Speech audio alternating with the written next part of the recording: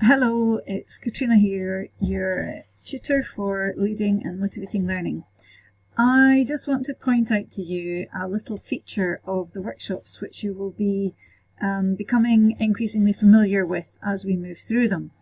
I know that Workshop 1 has been completed by most of you.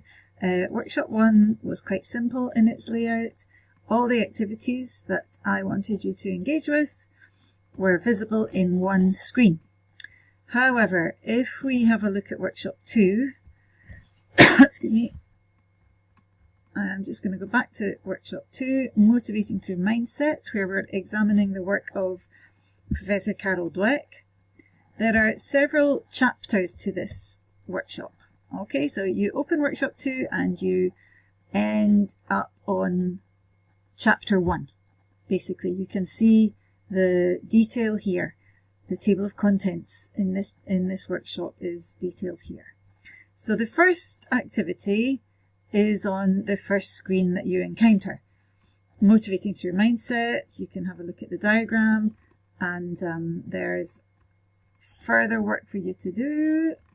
You don't have to do a discussion yet. There's further work for you to do in Chapter 2. So Chapter 2, you open it by navigating through the tabs on the left. You'll get to video, and there's your link to discussion 1.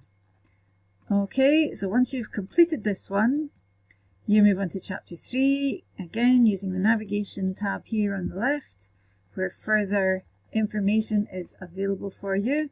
And then finally, make sure that you also engage with Chapter 4, which is important because your task in this workshop is to offer a critique, your own critique of the mindset theory in regard to your own setting.